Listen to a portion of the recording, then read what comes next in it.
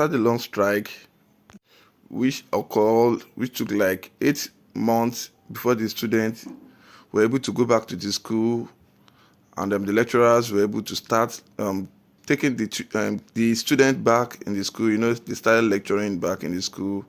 It's over 8 months where the strike was happening, and they were trying to find issues. They were trying to solve the issues. Rather, they were trying to find a solution to the problem, to the exact problem, to the way they can solve the issue fully, so that the ASUU won't be going on strike again.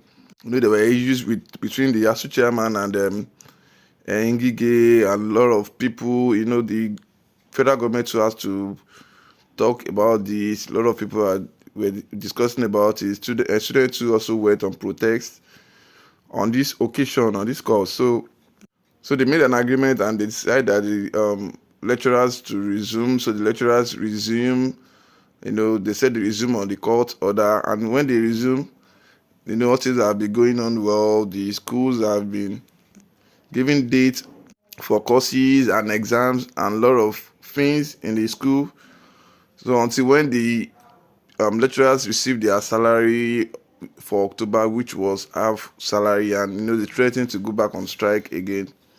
They threatened to go back on strike again because of the half salary they received for the month of October. So Gbajabiamila said, he listed reasons why the federal government won't pay ASUU full money.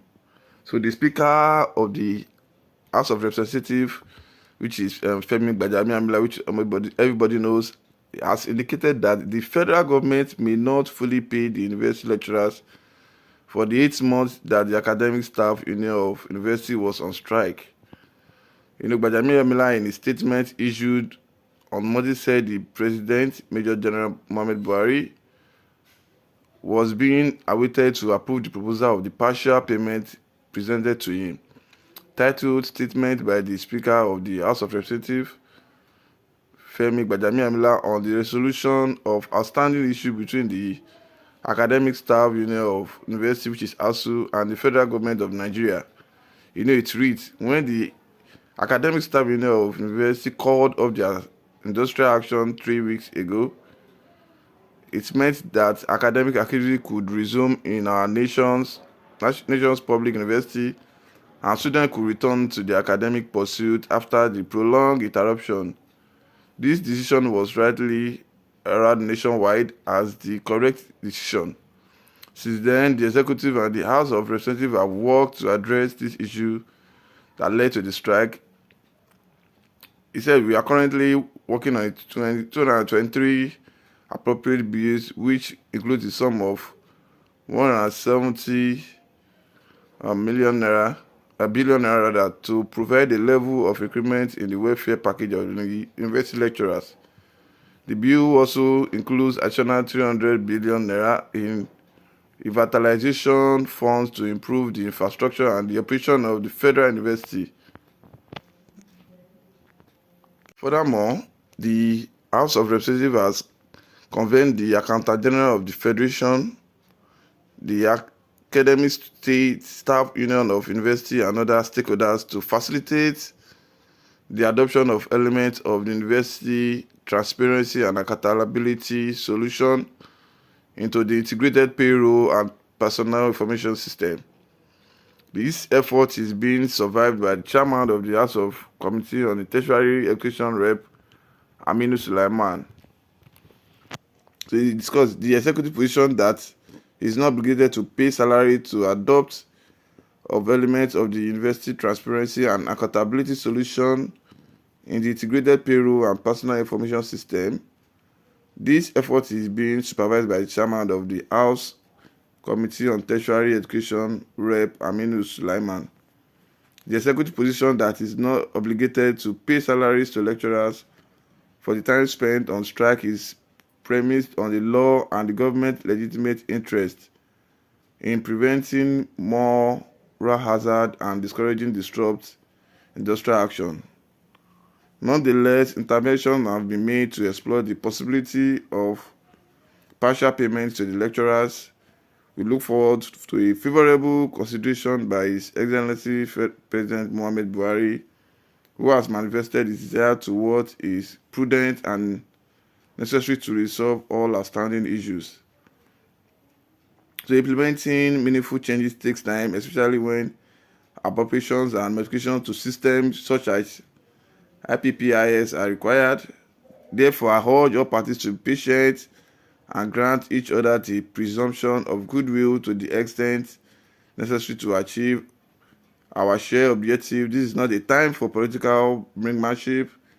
There is no more pressing objective that no preclude the possibility of further disruption to the academic calendar of the universities. We must prevent this possibility by all means, as this disruption risks the promise and potential of our nation's students.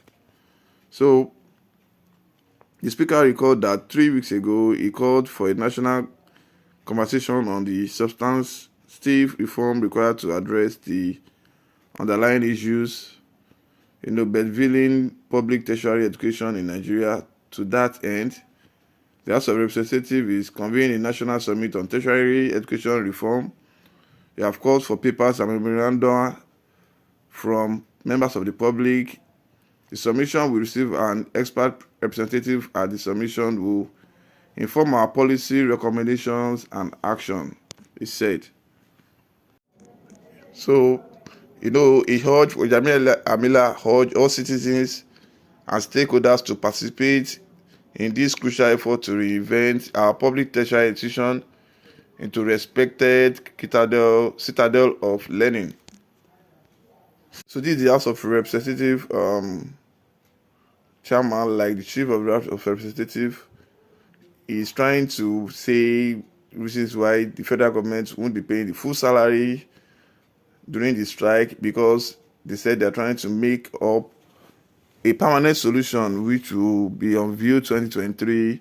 And he added figures about 170 billion and 330 billion, 300 billion naira to to cater for the welfare of these professors, lecturers, and the public university workers and teachers. So in this, he's trying to draft all the necessary things to the president so that he can sign this. So when they sign this, it will have to take effect 2023, and from then the university lecturers will start enjoying themselves and having a nice time lecturing. So he's urging the citizens and all stakeholders to be calm and let them go through the normal route. So that's all we have for you. Do not forget to subscribe to our channel if you're a new viewer. Thank you so much.